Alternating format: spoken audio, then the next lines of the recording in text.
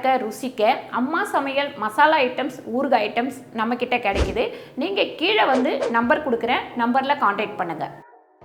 வணக்கம், நான் உங்கள் அம்மா சமையல் மீனாட்சி. இன்றைக்கி ரொம்ப சூப்பரான ஒரு தேன் மிட்டாய் தான் பண்ண போகிறோம். இந்த தேன் மிட்டாய் அப்படின்னும் போதே என் நாக்கில் அப்படியே எச்சி ஊறுது. என்னன்னு கேட்டிங்கன்னா, நான் சின்ன வயசில் நான் இருந்தப்போ எங்கள் வீட்டில் வந்து எங்கள் தாத்தா அதுக்கப்புறம் எங்கள் மாமாலாம் 2 பைசா தருவாங்க. எவ்வளோன்னு கேட்டிங்கன்னா 2 பைசா. 2 பைசாவுக்கு 1 பைசாவுக்கு 4 தேன் மிட்டாய் வாங்கலாம். அதுக்கப்புறம் பார்த்திங்கன்னா கமர்கட்டு, அதுக்கப்புறம் பார்த்திங்கன்னா அவுள் உருண்டை, இது எல்லாமே இந்த தள்ளு வண்டியில் தள்ளிக்கிட்டு வருவாங்க. அந்த 2 பைசா கொடுத்தவொடனே அந்த வண்டியோட சவுண்டு பார்த்திங்கன்னா டிங் டிங் டிங் டிங்னு பெல் அடிச்சுக்கிட்டே வருவாங்க. அந்த பெல் அடிச்சுக்கிட்டே வரும்போதே இங்கே பரப்பரணும், தாத்தா சீக்கிரமாக 2 ரூபா கொடுங்க, அப்புறம் மாமா 2 ரூபா கொடுங்க அப்படின்னு கேட்பேன்.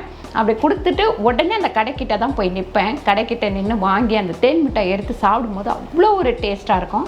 ஒரிஜினலாக அதை வந்து நம்ம மைதாவில் பண்ணால் தான் நல்லாயிருக்கும். நிறைய பேர் உளுந்து அதுக்கப்புறம் அரிசி மாவு வச்சு பண்ணுறாங்க. ஆனால் நம்ம இந்த மைதாவில் பண்ணும்போது 1 மாதத்துலேருந்து 2 மாதம் வரைக்கும் அது கெட்டு போகாமல் சூப்பராக இருக்கும்.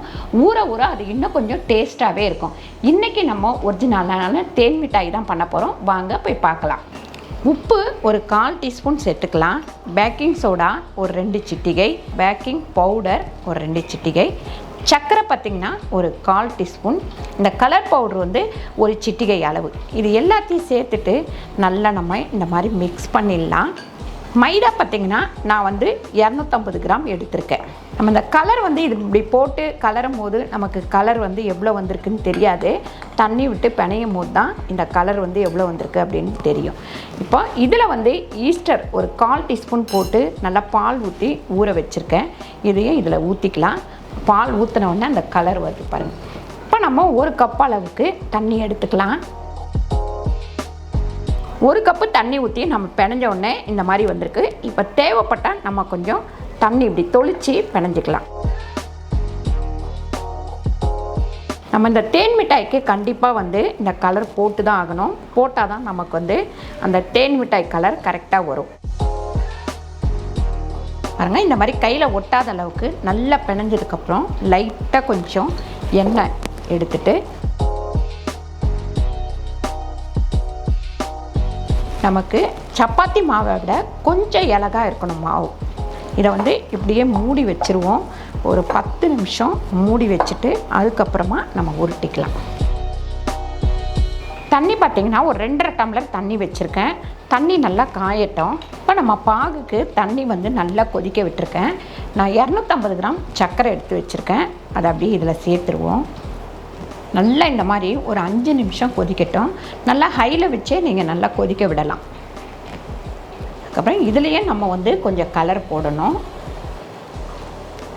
இப்போ இந்த மாதிரி கொதிச்சிட்ருக்கட்டும். ஒரு 5 நிமிஷம் இப்படியே சிம்மில் வச்சு கொதிச்சிட்ருக்கட்டும். நம்ம வந்து தேன் மிட்டாய்க்கு ரெடி பண்ணிக்கலாம். பாருங்கள், நல்லா ஒரு 10 நிமிஷம் ஆயிடுச்சு. இந்த மாதிரி சாஃப்டாக இருக்கணும் நமக்கு. இப்போ இதை 2ஆக பிரிச்சுக்கலாம். நம்ம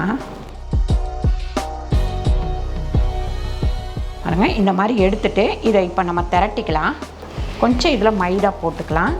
போட்டுட்டு நல்லா வந்து இப்படி கையிலேயும் தட்டலாம். கையில் தட்டினா ரொம்ப நேரம் ஆகும். அதனால் நம்ம இந்த மாதிரி ஒரு திரட்டிக்கலாம். இந்த மாதிரி பண்ணிவிட்டு இந்த மாதிரி அச்சு வச்சுக்கோங்க. இப்படி இந்த மாதிரி அச்சு இருந்தாலும் சரி, இல்லைனா ஏதாவது ஒரு பாட்டிலோட மூடி இருந்தாலும் சரி. இதில் போட்டிங்கன்னா பெருசாக வரும், இதில் போட்டோம்னா நமக்கு சின்னதாக வரும். இது ரொம்ப சின்னதாக இருக்குது. நமக்கு உருட்டினோம்னா ரொம்ப சின்னதாக இருக்கும். அதனால் நம்ம இதுலேயே போட்டுக்கலாம்.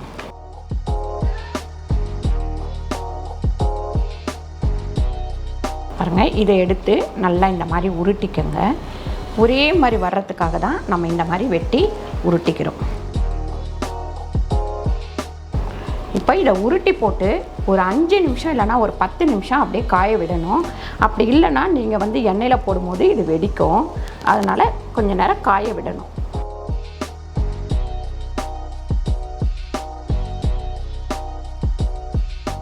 பாருங்க, இந்த மாதிரி உருட்டியாச்சு. இது வந்து ஒரு 10 நிமிஷம் நம்ம நல்லா வந்து ஃபேன் கடியில் வச்சு ஆற விடணும். ஆற விட்டால் தான் நமக்கு வந்து எண்ணெயில் போடும்போது வெடிக்காமல் வரும். இப்போ நம்ம தேன் மிட்டாய் பொரிச்சு எடுக்கிறதுக்கு எண்ணெய் ஊற்றிக்கலாம்.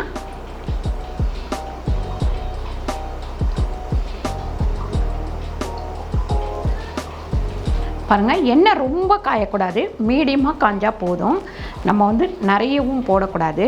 ஒரு 4-5 அப்படி போட்டு நம்ம வந்து கிண்டி விட்டுக்கிட்டே இருக்கணும். கம்மியான தீயில வச்சுக்கோங்க. அப்போ தான் உள்ளெல்லாம் நல்லா வேகும் நமக்கு.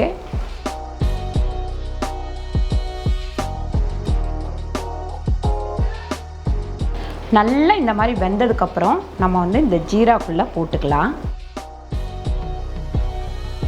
இந்த மாதிரி ஒரு 4-5 போட்டு பொரித்து எடுத்துக்கலாம். இது பொரிக்கும் போது பார்த்திங்கன்னா கொஞ்சம் பொறுமையாக நிதானமான தீயில வச்சே பொரிங்க. ஏன்னா சில டைம் வந்து இது வெடிக்கும். பாருங்கள், தேன் மிட்டாய் வந்து எல்லாத்தையும் பொரித்து, ஆனால் தேன் மிட்டாய் நீங்கள் பொரிக்கும் போது பொறுமையாக நிதானமான ஒரு தீயில வந்து பொரித்து எடுக்கணும். ஏன்னா போட்டோன்னே வெடிக்கும். அதனால் கொஞ்சம் பார்த்து பண்ணுங்கள். அதுக்கப்புறம் இது நல்லா ஊறட்டும். ஒரு 1 மணி நேரம் ஊறினதுக்கப்புறம் எடுத்து உங்களுக்கு அதை 2ஆக பிச்சு காமிக்கிறேன் எப்படி இருக்குது அப்படின்னு சொல்லிட்டு.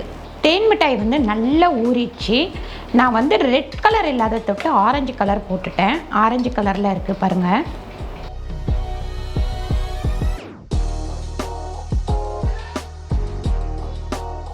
மேலே நம்ம லைட்டாக சர்க்கரை தூவிக்கலாம்.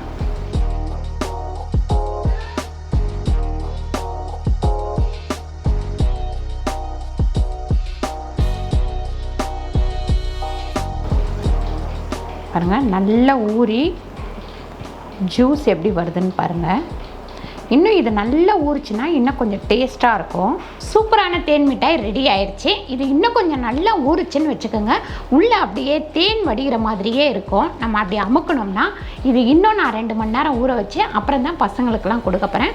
கண்டிப்பாக இதை நீங்கள் ட்ரை பண்ணி பாருங்கள். ட்ரை பண்ணி பார்த்துட்டு எத்தனை பேருக்கு சூப்பராக வந்தது அப்படின்னு சொல்லிட்டு கமெண்ட் பண்ணுங்கள். இந்த வீடியோ உங்களுக்கு பிடிச்சிருந்தால் லைக் பண்ணுங்கள், ஷேர் பண்ணுங்கள், சப்ஸ்கிரைப் பண்ணுங்கள், ஃபேஸ்புக்கில் ஷேர் பண்ணுங்கள், மறக்காமல் கமெண்ட் பண்ணுங்கள். நன்றி, வணக்கம்.